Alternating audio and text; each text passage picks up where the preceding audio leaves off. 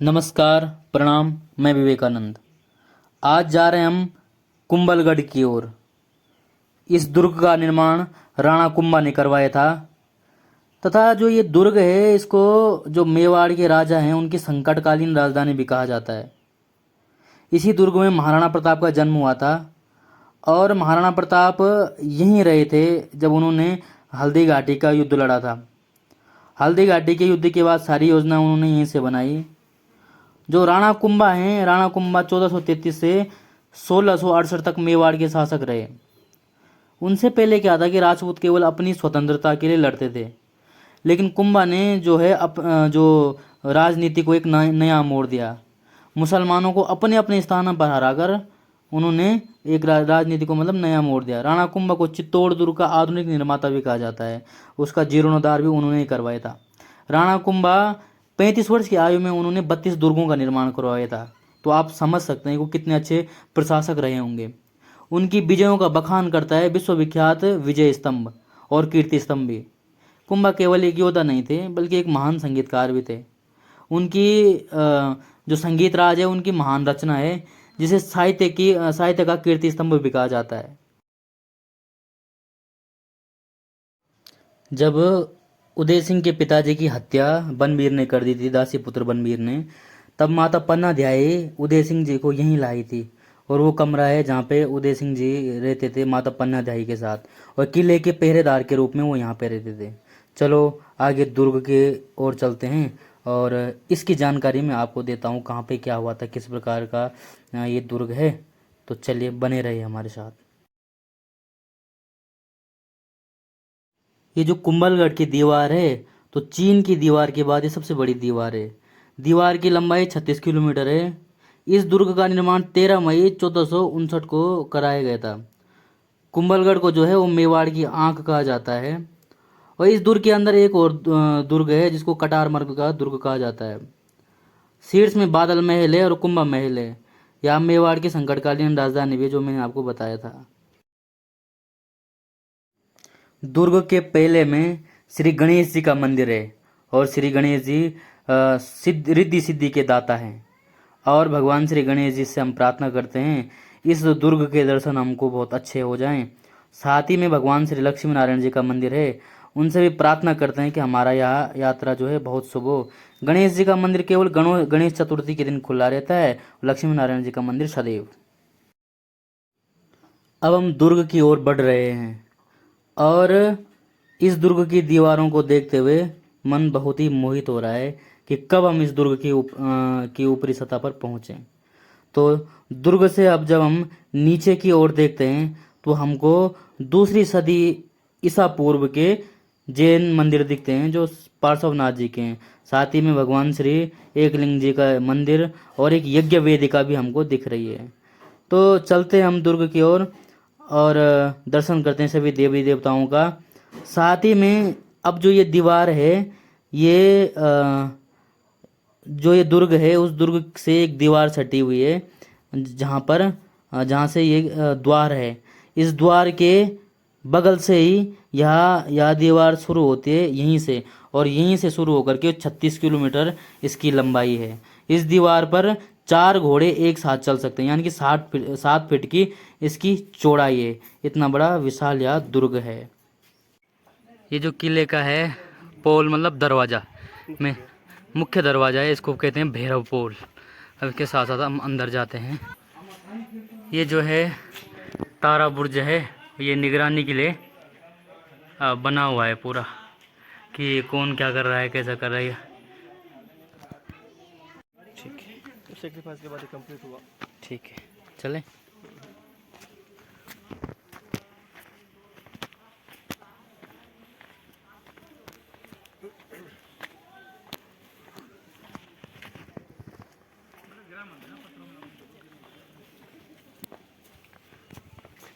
ये कुंभा महल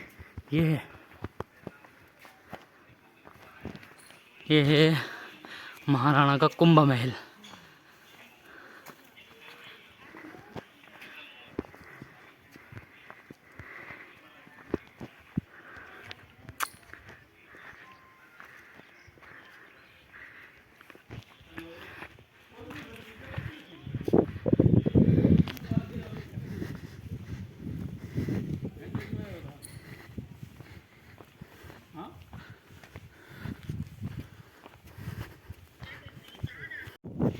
ये जो टावर है इस पे छोटे छोटे खिड़कियां और दरवाज़ा बन रखे हैं ताकि हम दुश्मन को देख सकें, लेकिन दुश्मन हमको ना देख सके।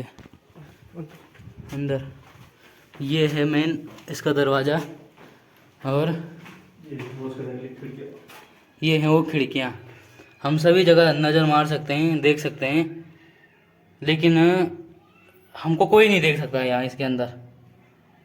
तो पहले इस प्रकार से किलों की निगरानी की जा सकती थी। यहाँ से नज़र मारनी थी कि दुश्मन जो है कहाँ दुश्मन आ रहा है, उसके बाद किस गेट पे आया, उसके बाद हम जाते हैं इसकी तरफ। इससे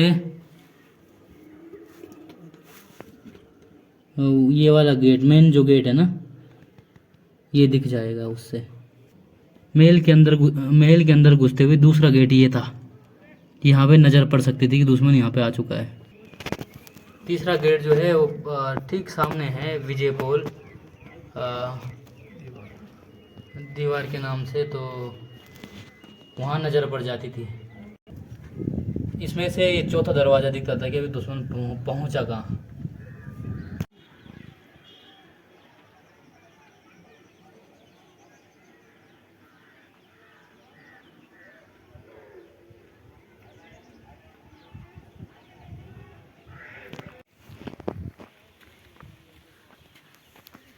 बताना तो नहीं है इसके बारे में कुछ।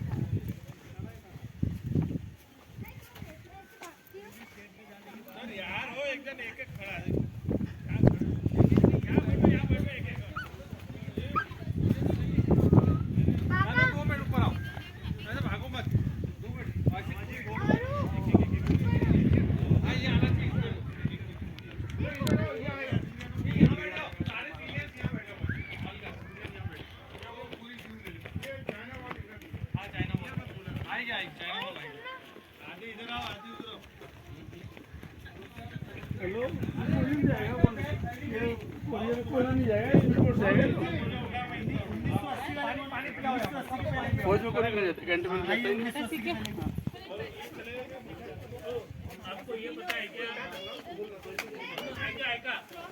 आपको ये पता है क्या? मतलब क्या तेरा सच्ची घूम जाती है।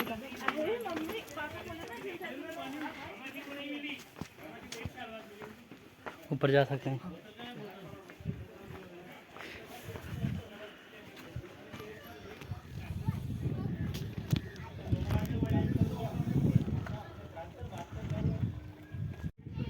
इतने बड़े दरवाज़ा तोड़ने के लिए हाथियों का प्रयोग किया जाता था, और ताकि हाथी जैसे सर के मारे तो ये चुभे और दर्द के मारे पीछे हट जाए, इसलिए ये दरवाज़ों पे लगाए जाते थे। इस पोल का नाम है चौघास पोल। ये उस समय के राजा महाराजाओं के तोप हैं, और ये जो गोल गोल वहाँ पे बने हैं, ये यहीं से तोप फेंकी जाती है दुश्मनों के ऊपर। ये टूट चुका है और यहाँ से उसके ठीक सामने से हम गोले दाग सकते थे। ये तोपें हैं उस समय की। ये जो सामने दिख रहा है ये महाराणा प्रताप का जन्म स्थल है। यहीं उनका जन्म हुआ था 9 मई 1540 को, और ये यही वो ऐतिहासिक भूमि है जिसने ऐसे ऐतिहासिक वीर पुरुष को जड़ा है। जो महाराजा के मेहमान आते थे तो उनके जो घोड़े होते थे, जो घोड़ों का अस्तबल होता था, वो यहाँ रुकता था।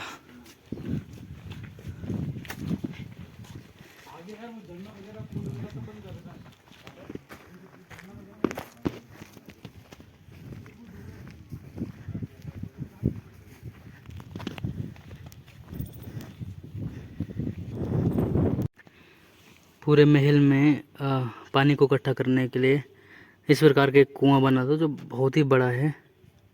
पूरे महल में इसी से पानी की व्यवस्था होती थी। ये जो था, आज के टाइम पे हम आर ओ बना रहे हैं, तो उस समय ऐसा था। इसके अंदर फिटकरी इत्यादि का प्रयोग किया जाता था, और यहाँ से फिल्टर होकर के उस टैंक में पानी जाता था। और इस प्रकार से ये है। ये जो है हम किले की तरफ आगे बढ़ रहे हैं ऐसे ही। और यहाँ पे जो पोल है उसको कहते हैं पागड़ा पोल। अपने गढ़वाली में भी पागड़ा कहते हैं। तो जब कोई अतिथि आता था तो उसके सिर पर पगड़ी बांध दी जाती थी और स्वागत किया जाता। इसको कह सकते हैं वेलकम पोल ऐसा। ये है बादल महल। तो बहुत ऊंचाई पे तो बादल इसको स्पर्श करता है तब ये ऊपर की ओर जाता, तो इसलिए इसको बादल महल कहते हैं।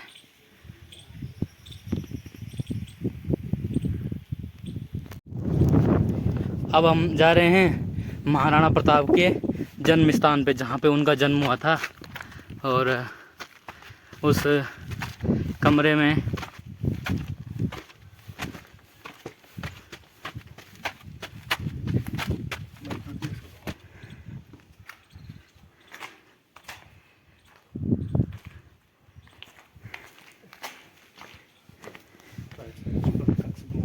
ये है वो। अच्छा, ये वाला कक्ष। ये जो कक्ष है वो महाराणा प्रताप का जन्म स्थल है। इसी कक्ष में महाराणा प्रताप का जन्म हुआ था। और ये उनकी एक छोटी सी तस्वीर है।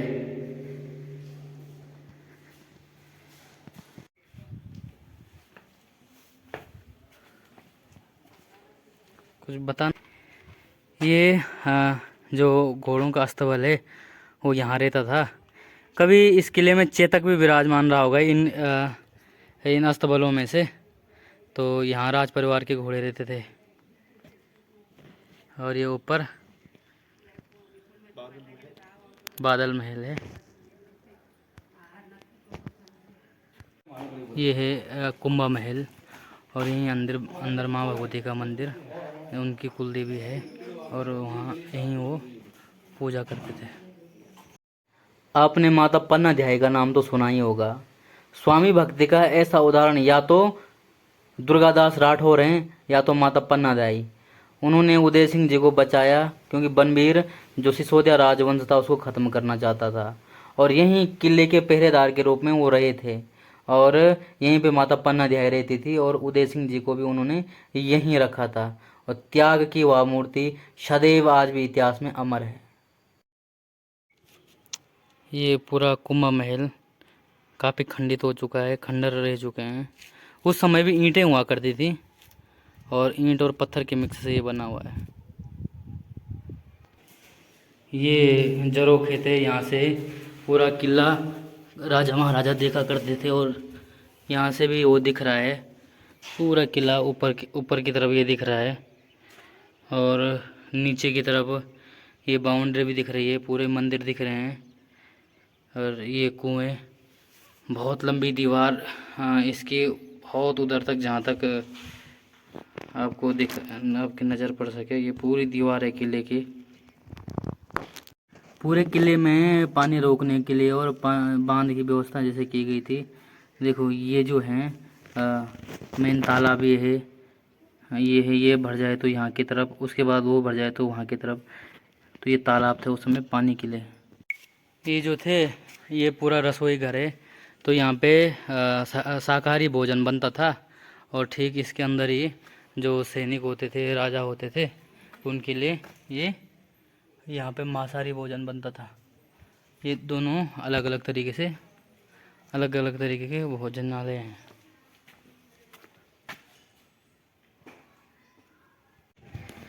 ये बादल महल है, यहाँ राजा रहा करते थे। और ये भी बंद है। उसके बाद हम जाएंगे रानी के महल में।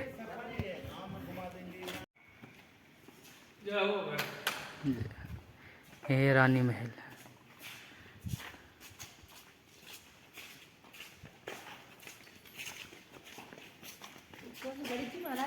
नहीं, भैरव साधु। ये जो कमरे हैं वो जो रानियों की सुरक्षा करती थी उनके हैं। ये जो लगाए गए हैं ये मसालबत्ती या लालटेन जो हैं उसके लिए लगाए गए हैं ताकि पूरे महल में उजाला हो, ये भी वही है। आज हमारे के कुंभलगढ़ के महल में, तो यहाँ पे जो रानी थी वो बैठते थे। और ये जो पेंटिंग है ये फतेह साहब जी के टाइम की बनी हुई है। दूसरा क्या है कि उस समय गर्मी ना हो, ये जो है ये पूरा ऐसी का काम करता है। इतनी सुंदर हवा, इतनी ठंडी ठंडी हवा, ये मन करा मैं भी यहीं बैठ जाऊँ। और इतनी सुंदर कलाकृतियाँ उस समय की बनी हुई। अब क्या उस समय का था ऐसा कि इतनी सुंदर बना पाते थे, आज भी कठिन है ऐसी चीज़ें बनाना।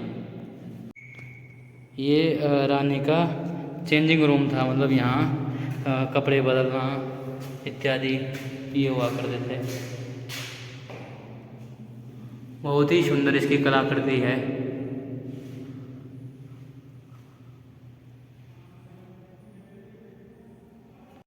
ये जो रूम था इस तरीके से पेंट किया गया है।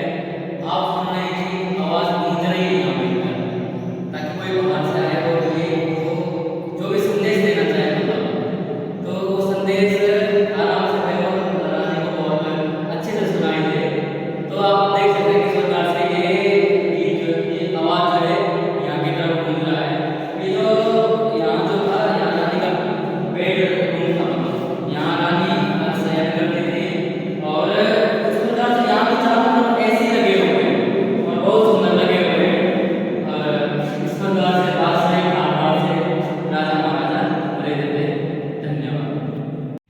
ये जो है ये राजा का महल है।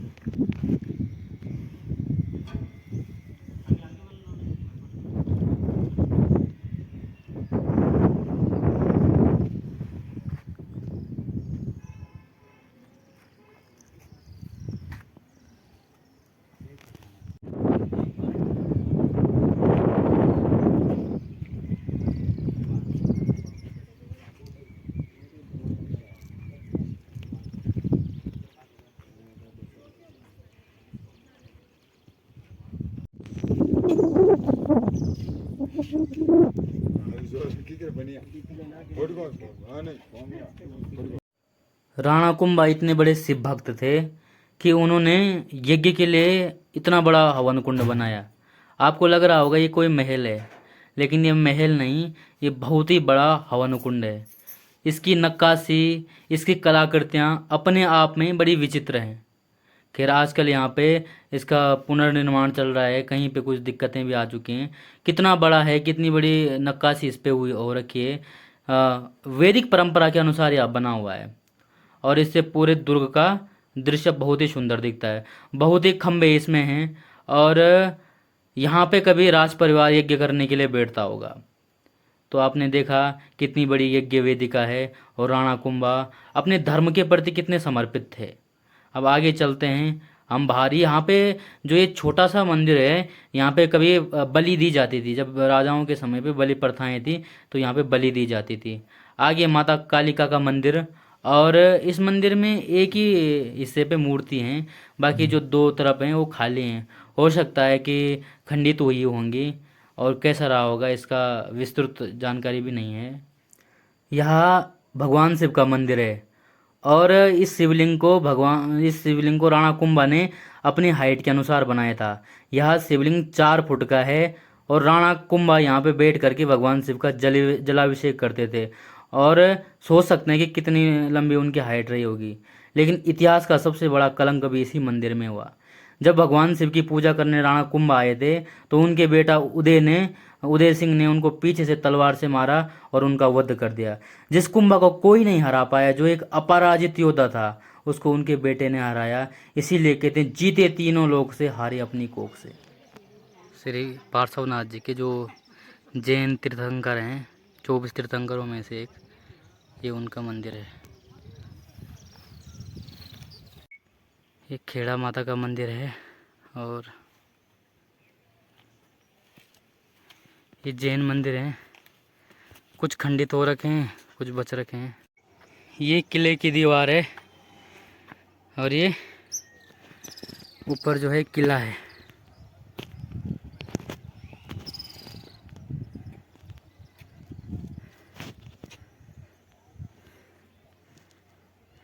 ये पूरा किला हो गया। अब देख सकते हैं कि ये कितना चौड़ा रास्ता होगा पूरे किले का। इतना चौड़ा ही किला है। कितना होगा भाई ये? 36 किलोमीटर लंबा है, 36 किलोमीटर लंबा और चौड़ा 12 फीट। 12 फीट ये चौड़ा है। ये उस समय की दीवारें बनी हुई हैं। इन दीवारों में ये छेद हैं, ये डिजाइन के नहीं हैं, ये दुश्मनों को देखने के लिए हैं। बाहर का पूरा दृश्य दिखता है इससे।